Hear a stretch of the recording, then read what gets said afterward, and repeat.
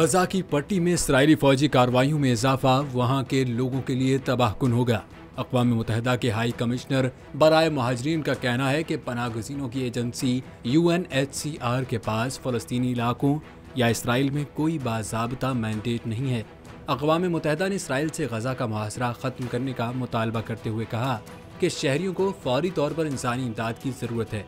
गजा में शहीद अफराद की तादाद 4137 हो गई है, जिनमें 2000 से ज़ायद बच्चे शामिल हैं। अमरीकी सदर की यकीन दहानियों के बावजूद मिस्र, इसराइल, अमरीका और अक़वाम मुत्तहिदा के हुक्काम अब तक इमदाद की फराहमी का सिलसिला शुरू न करवा सके। चारों के दरमियान इस बात पर तनाज़ा है कि इमदादी खेपों की जांच कौन करेगा ताकि उसमें हथियार शामिल न हो सकें। दूसरी जानिब गजा में 203 इसराइली कैदियों में से कई की रिहाई के लिए बातचीत जारी है। हमास ने फौरी जंग बंदी के बदले कुछ अफराद को रिहा करने की पेशकश की है। अमरीका और यूरोपीय यूनियन ने इसराइली अफवाज से मुतालबा किया है कि वो गजा में ज़मीनी कार्रवाई को मुलतवी करे, जबकि इसराइली फौज ने एक बार फिर अल-क़ुद्स अस्पताल पर हमले की धमकी देते हुए उसे खाली करवाने का मुतालबा कर दिया है।